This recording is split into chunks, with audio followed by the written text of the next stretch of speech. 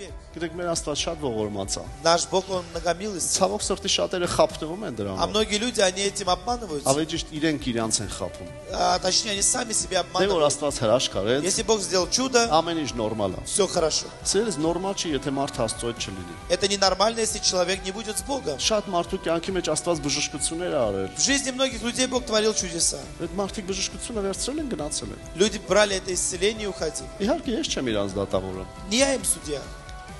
Բայց այն որ ասում են, «Էդ էլ եղավ գործ», Ну и, как говорится, ну это разве дело?